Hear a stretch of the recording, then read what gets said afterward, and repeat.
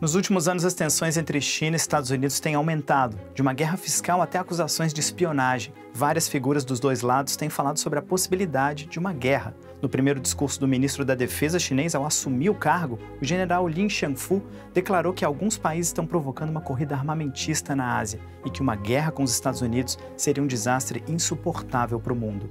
Do outro lado, o general Mark Milley, do Departamento de Defesa dos Estados Unidos, falou para o Congresso americano sobre a possibilidade de uma guerra com Rússia e China e pediu a aprovação do maior orçamento militar do mundo, 842 bilhões de dólares, o equivalente a 4 trilhões de reais. Diz que o conflito não é algo inevitável, nem iminente, mas que, na opinião dele, a melhor forma de garantir a paz é comprar mais armas e equipamentos e manter as forças armadas dos Estados Unidos como as mais letais e capazes militarmente. Mas por que americanos e chineses estão em rota de colisão? De onde vêm os riscos desse conflito? E o que a visita do chefe da diplomacia americana a Pequim significa nesse contexto?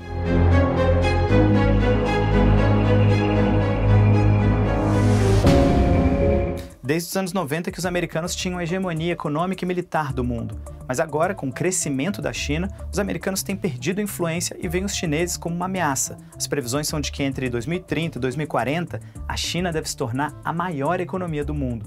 E na economia, inclusive, os dois países têm muitos negócios em comum nesse momento. O comércio entre os dois países no ano passado girou em torno de 600 bilhões de dólares, mesmo com a guerra comercial declarada ainda no governo do Donald Trump.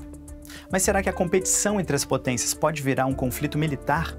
De uns tempos para cá, a gente tem visto um tensionamento e os dois países têm ficado mais hostis um com o outro. De um lado, a China reclama da corrida armamentista que os Estados Unidos têm feito na Ásia. Esse é o linguista Noam Chomsky explicando de maneira crítica a doutrina atual dos Estados Unidos. The official doctrine is to encircle China with a ring of sentinel states, U.S. allies, South Korea, Japan, Australia, Guam, arm them with advanced precision weapons aimed at China.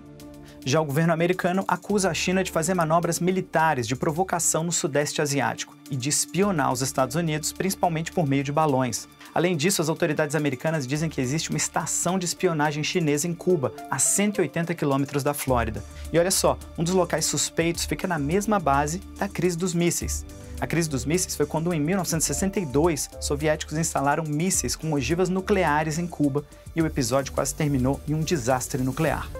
Lembra do telefone vermelho? Na época da Guerra Fria, o telefone vermelho era uma linha de comunicação direta entre Washington e Moscou, para evitar que divergências entre as potências resultassem em uma guerra nuclear. Mas e como a guerra da Ucrânia influencia nessa relação China-Estados Unidos? O que nós vemos é um novo equilíbrio de poder sendo formado e a guerra na Ucrânia tem um papel importante. Embora os Estados Unidos e os aliados não tenham entrado diretamente no conflito, eles têm fornecido armas para os ucranianos poderem se defender da invasão russa. E nesse xadrez global já deixaram claro que se a China fornecer armas para a Rússia, que foi o país invasor, isso seria cruzar uma linha vermelha com consequências graves. Mas e Taiwan? Taiwan é um tema central na disputa entre americanos e chineses. Diante da tentativa de anexar parte do território ucraniano feita pelos russos, muitos viram o risco da China tentar algo semelhante em Taiwan. Moscou e Pequim haviam declarado uma amizade sem limites algumas semanas antes da invasão russa. Mas os chineses veem Ucrânia e Taiwan como casos bem diferentes. A Ucrânia é um país com território reconhecido, já os chineses nem reconhecem Taiwan como um país e defendem abertamente que a ilha nunca deixou de pertencer à China continental. Os americanos desde a década de 70 têm uma ambiguidade estratégica nesse assunto. Eles seguem a chamada política de uma China única, em que os Estados Unidos reconhecem Taiwan como parte da China, não reconhecem a independência e soberania da ilha, mas defendem que ela continue com um governo autônomo, ou que o status quo da região seja mantido. E, ao mesmo tempo, os americanos se comprometem a garantir que Taiwan tenha como se defender, mas advogam soluções pacíficas para a disputa. Essa política ambígua garantiu a paz na região por 50 anos, mas no ano passado o presidente dos Estados Unidos, Joe Biden, disse isso aqui. Are you willing to get involved militarily to defend Taiwan if it comes to that? Yes. You are. That's the commitment we made. E alguns meses depois ele reafirmou a posição no programa de TV americano 60 Minutes. Ou seja, a política dos Estados Unidos parece cada vez menos ambígua e mais concreta no caso de Taiwan. Os americanos novamente parecem estar traçando uma linha vermelha que, se for cruzada, vai ter consequências. E também no ano passado teve ainda o episódio da visita da presidente da Câmara dos Estados Unidos, Nancy Pelosi, a Taiwan. A China viu como um ato de provocação e respondeu com exercícios militares em torno da ilha. Mas aí veio a visita recente do secretário de Estado americano Antony Blinken à China, em meados de junho. Vocês viram? O tema principal era de estabilizar as relações entre Estados Unidos e China, e ele até se encontrou com o presidente da China, Xi Jinping. O chinês classificou o encontro como um progresso. Progress is hard. It takes time, and it's not the product of one visit, one trip, one conversation. My hope and expectation is we will have better communications, better engagement going forward. That's certainly not going to solve every problem between us, far from it. But it is critical to doing what we both agree is necessary, and that is responsibly managing the relationship. A expectativa é que esse seja o primeiro de muitos encontros nesse processo de restabelecer a comunicação entre as duas superpotências.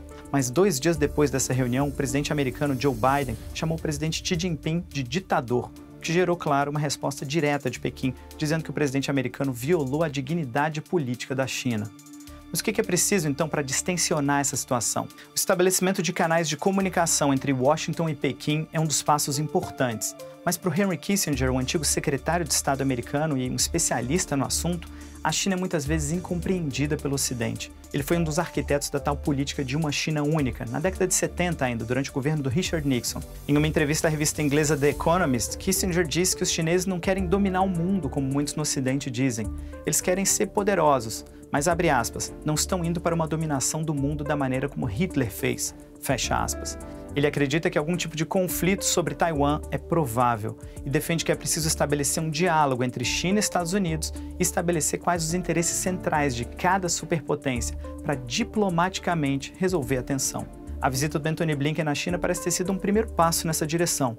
No fim das contas, o caminho defendido por Kissinger é que China e Estados Unidos têm que aprender a coexistir como duas superpotências.